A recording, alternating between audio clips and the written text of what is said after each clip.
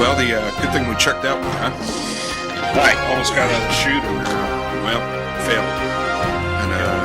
And I'm hoping we get some, maybe get some endorsement dollars in here to help pay for our props. So we're going to get into this. And, it's a 3, 2, 1. Hey, welcome to the Goose. It is a beautiful Saturday in Tampa Bay. Oh. Not so much. What the hell are you doing wearing my hat? What the hell are you doing wearing my jersey, my sweater? The world. Okay, what's going on? The world is upside down. It's completely upside down. He's wearing the Bruins logo. I've got this Lightning Incredibles rip-off logo. What the hell? Family show. Family show. Yeah. Folks, Florida's the hot spot for hockey. The rinks up north are not opening up yet, and there's talk of hockey being canceled in Canada through the year 2021. So Florida right now is a place to go to play hockey, and things are upside down, and that's what we're here to talk about today. We brought in Coach Dave. Let's get to it, boys. Yeah, this is really messed up. I mean, you know, on one side, I mean, I've been on the ice more in the last week than, I don't know, the last probably 6 months. Well, we've got high school hockey games going on. We've got rec games going on. We've got men's leagues kicking in. So we're almost to normal here, Dave. I think we're like 95%. So we're the kids certainly think so. The kids think so. I think the management of all the rinks anywhere in Tampa, and now actually Lakeland too is opened up. I've heard some. Kissimmee's opened up. I mean, the good news out of this whole thing is that the rinks got to fix the rinks, right? So we got CIA fixing their south rink or their original rink, which is that was a long time coming, but still, Kissimmee they melted theirs and redid their ice, and so there are some good things that are coming out of as far as quality of play. Yeah, and you know, ice rink maintenance is it's pretty key. So anytime you can catch up on that, it's just going to give you some long-term benefits as far as keeping your rink up and running. Yeah. So on top of our normal workload here, what are we going to deal with people from up north coming down here to play hockey? Because we're it right now. Yeah. So I kind of wear that Canadian and the U.S. hat. Yep. Europe's kind of on their own. They kind of haven't really had that shutdown, so we're not going to worry about them. But Canada is taking a stance, and that stance is in this sort of government where the federal government is just like we have in the U.S. They're kind of mandating some soft phase 1, phase 2 stuff. But what's really happening is the provincial leaders are taking another level of stance. So just like it's happening here in the U.S., the states can kind of control their destiny. Each province can, but they're really getting pressure from the federal side to even go slower and slower. So Well, the border's still closed, and that was extended, I think, for another month. So does that affect you at all? I mean, can you? I can go back. It's just this quarantine phase. I would have to jump into that 14-day quarantine phase, which would be very similar to an NHL player, coming from Sweden or Finland or Russia back into Canada. Yeah. And not so bad. It's just be careful. You can still kind of train and work out. Sure. But they don't want you kind of getting out of the public. But that leads to the thing is, I kept thinking to myself, why is the NHL willing to do a tournament for the Stanley Cup, knowing it's going to screw up next season? It's because they know if Canada's not going to allow hockey for the rest of this calendar year, the NHL season for next season screwed also. Yeah. There's consequences. Yeah, a lot of the major sports are following what's going to happen with the NHL. So we're seeing it in Florida. We're kind of maintaining the COVID rate's not really going up. If you look at Canada, the COVID rate's really high where they're testing in Quebec. So that's sort of this shutdown area even more. Now, Quebec is the province sort of above New York there, and it's on the eastern side of Canada. And what we're seeing there is they are not allowing the Rogers tennis tournament for the women's to go. Right. The men's tournament is in one province over, which is Ontario. So the Rogers Cup for men's is going to happen in Ontario, but it's not canceled yet. So each province, like I said, can kind of control it a little bit more. But I think the bottom line is they are really going to shut down, and they just don't feel comfortable until each provincial mayor and the people that are the leaders at the time are saying, we want to see a vaccine. So that's Canada's stance. They don't want to move forward until there is a vaccine. Right. Well, and then you have USA Hockey now also saying no tournaments. But yet they'll sanction the leagues like Seehoff, which that really doesn't make a whole lot of sense Yeah. to me. But what does that mean for teams, programs? What does it mean for outside of the state players coming down here for the winter so that they can play hockey? I mean, we have a family that's trapped here. They won't go back because they can't play hockey, They so can't. they're staying here. Well, they can't go back anyways. I mean, Right. we've got the brother and sister, Right. that are in McDonald's. BC. Yes, that I talked to them last night, and well, you're stuck here for another 2 months. You want to play 16U hockey, all right? Right.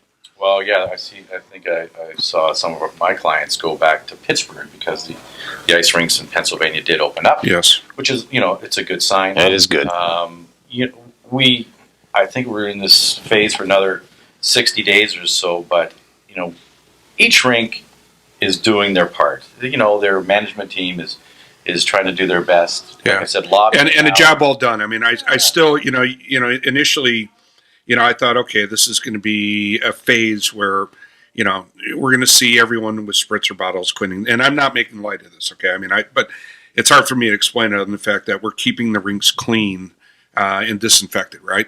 And even now, they're still doing that, which is comforting to me, knowing that, we're still, we even though things have been relaxed, they're still taking the precautions and doing everything they can to make sure that this really good thing doesn't go away either. Exactly, yeah. So let's get these policies and procedures in place and just make it your everyday That's it. lifestyle, everyday job responsibility. All right, so now let's talk about what opportunities lie ahead of us with the changes. Now, you and I talked about possibly starting our own U18 league in a local area. And so no travel, all your games in a local area, U18 players all come, all welcome. The opportunity to kind of do our own thing a little bit more outside of Seehoff is kind of opened up a little bit without the tournaments. People want to play. Yep. The league games are not going to be enough, right? Right. So, anytime you can get a little bit of a runway to start a new league or start a new program, that's a big benefit for the long term of the success of that program. So, yeah, to buy the ice, get the referees caught up to speed and scorekeepers ready. You have to start almost every league 3 months to 4 months in advance. Yeah. But the good thing is because all the old stuff has kind of sort of been thrown out, so we're kind of treading on new waters. And if you want to blaze a path, Now's the time. Yeah, lock onto it and just keep that mentality of you're promoting kids, you're getting them back. It's a safe environment. That's number one, and they get to play sport. Yep.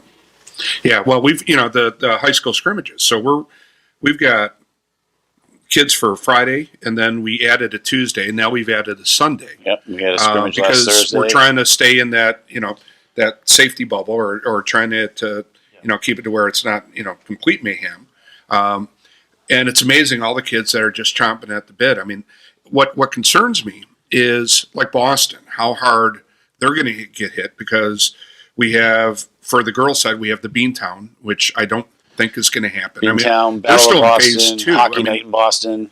Yeah, the There's a lot Chowder of- Cup. Chowder Cup, yep. These are all, we're talking about affecting hundreds of teams, and the commerce that goes along with that, and all the small businesses, and that got shelved. I mean, these are, what tournaments have been running for Forever, decades, forever. Yeah.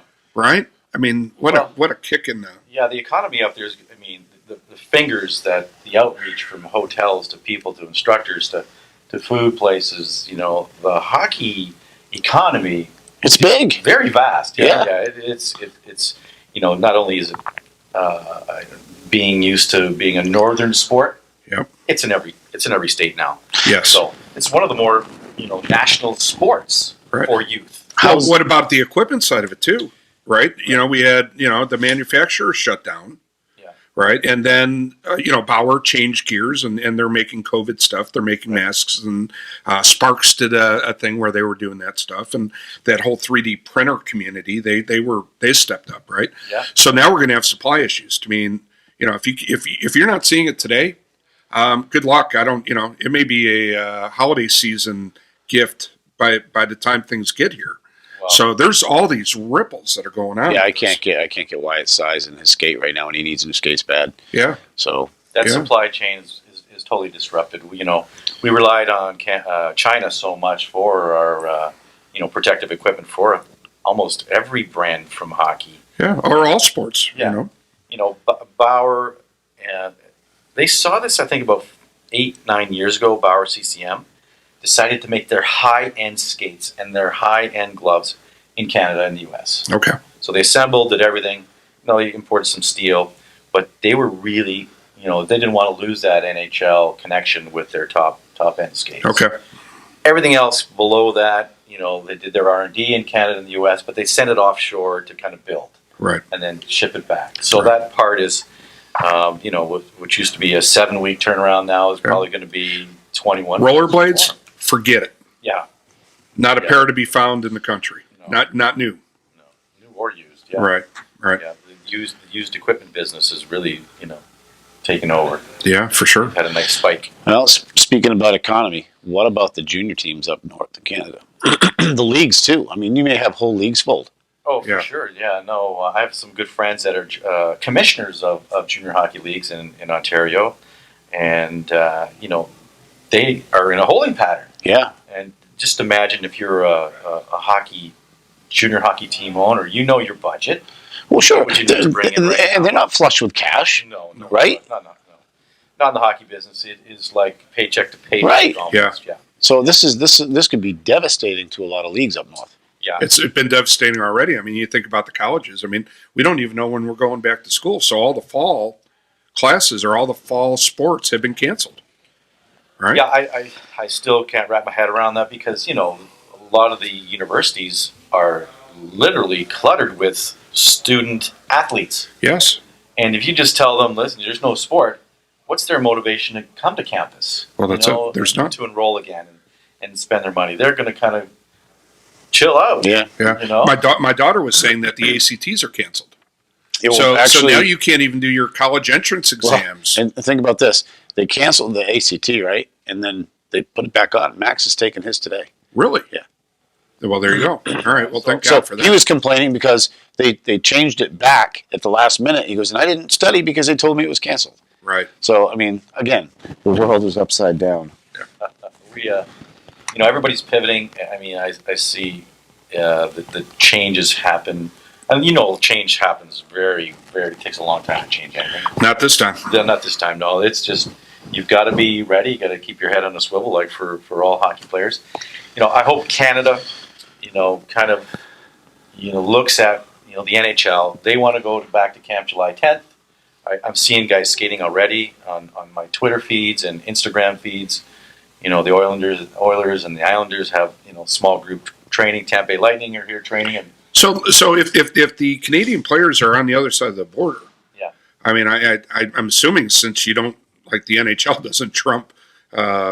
they don't, not the government. No Right. sport does. Yeah. So the government rules. So you're stuck. I mean, stuck, yeah. you're doing your own thing on your side of the fence. Mm-hmm.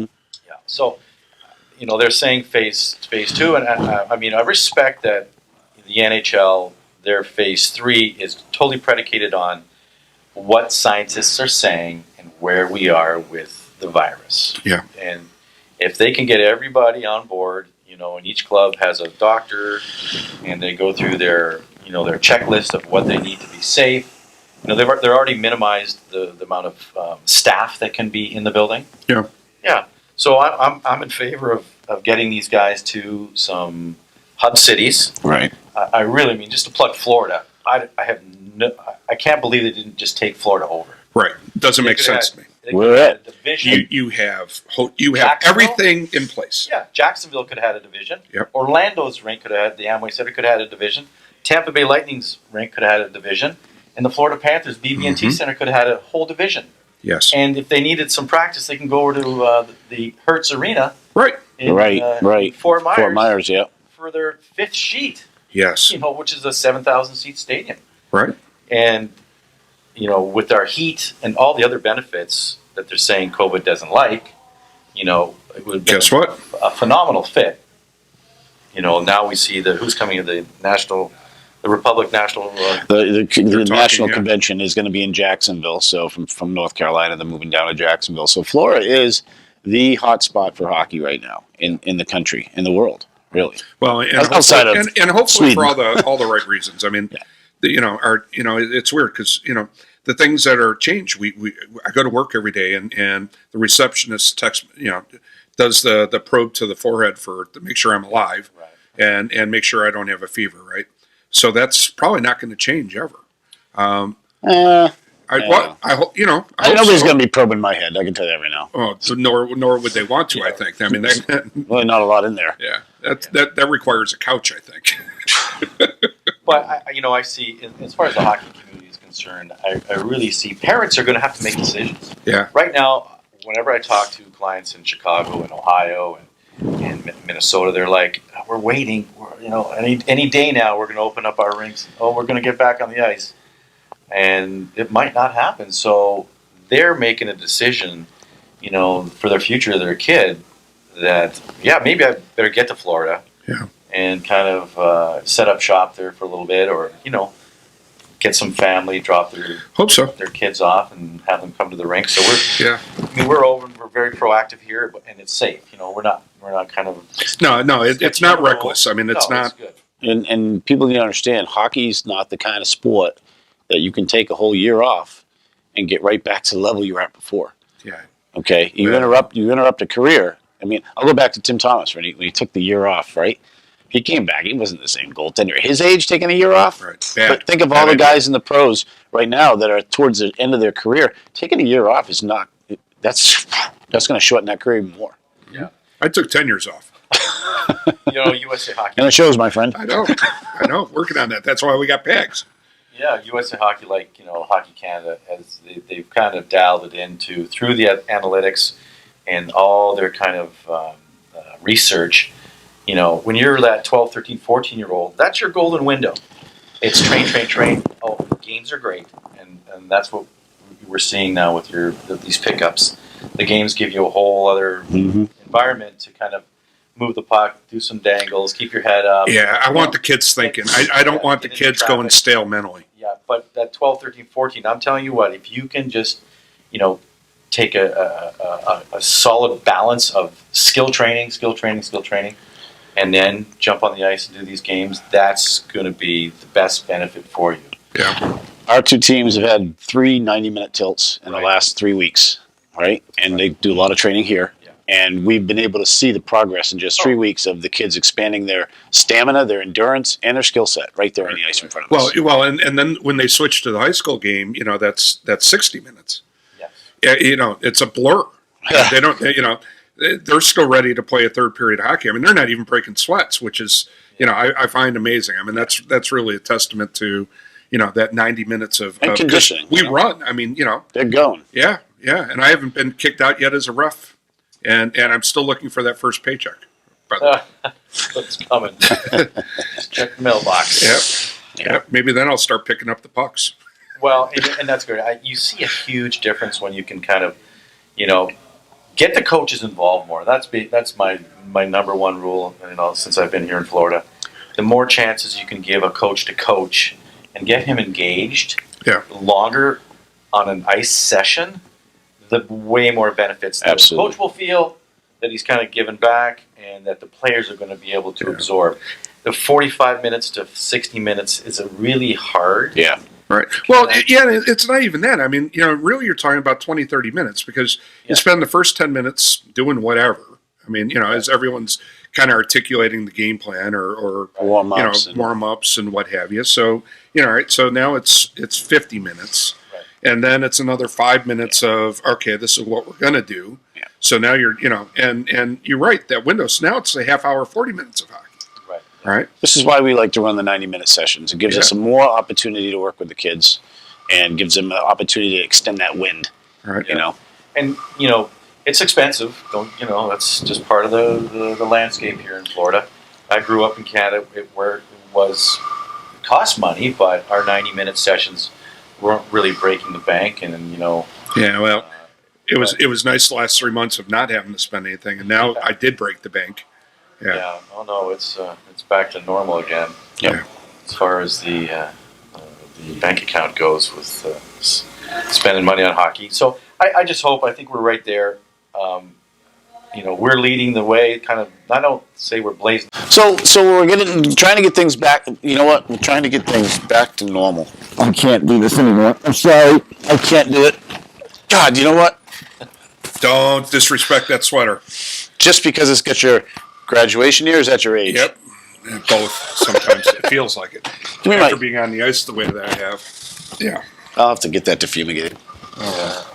Well, what's the numbers? 1 cup, Tampa Bay Lightning to what? Bruins have like 6 or 7. Yeah. Well, rightfully so. You should. Oh, look at that is. You just covered up the Goose Pond logo with that thing. I know. Sometimes we got to look past the. We got to get into a bigger pond. I just had to do that. You know what I'll do? I'll just little move that over there a little bit. hometown cooking going on. How's that? Yeah, because I can't see. Is the logo still there? Yeah, yeah. Okay. All right. How's that? I don't know. This one here has just gone downhill. Yeah. Anyways, well, let's- as yeah. it should. So we should wrap things up and. Get Well, the world back. yeah. Do it. Let's get hockey back to normal. And like Dave said, Florida's kind of leading the way. We got to put on a good show. And if you're wondering, yes, Dave and I are looking at possibly doing an independent league between the rinks here in Tampa Bay. More on that to come. We're always trying to get kids on the ice. We got a high school hockey pickup at TBSA tomorrow night at 7:30. Oh, I can't. Yeah, it won't matter. It won't matter because it'll be over. Yeah. So In theory, every Sunday, maybe that's the. yeah. We'd like to be able to do that. That's 3 times a days a week, week, man. yeah. Yep. So always reach out to us to see when we're having our ice times. We're always trying to put kids on the ice. Yep. Anything else? No, I think that's it. We're in a good spot. I think so. And we just, can't take your foot off the gas. I think that was my message last night in high school hockey. The other team. And you did. Yeah, The other team. What happened with the other team? The other team Yeah. actually played It was a good game. way better. Yeah. No, it's there. I mean, Yeah. each week it's gotten. Yeah. You know what? I mean, I think the score. We lost 5-0. 5-1. 5-1, and it was a closer game than I think what the Yeah, score it was but- 2-0 a lot of the game, and then the kids lost a little focus with some lack of calls. It happens. It's mental toughness issues, but we'll get through it. Yeah. No, and listen, I think that the kids are doing a great job with the quality of the ice with the heat right now. Right. That's our one little thing we kind of struggle with in Florida is sometimes the ice. Yeah. That time of night, it's a little tricky Yeah. Yeah, but I mean, here's the thing. for both teams. Right. Well, the thing we don't think about is what we've put the kids through, and just to have some semblance of normalcy. We're still in the middle of this stuff, and they're not prepared for it. No. And they certainly weren't prepared for, having the rug pulled out from school, from graduation, from all the things, from tryouts and everything, to where, kudos to everybody working their way through this, because it hasn't been easy. And the fact that everyone's willing to make a concerted effort, and it shows, I think, kind of that personality of what hockey, that true grit is all about, where we'll take whatever we can get and do it in a way that makes sense. Yep. We don't Right. quit. We don't quit. Yeah, the hockey community in Florida, doesn't take anything for Nope. granted.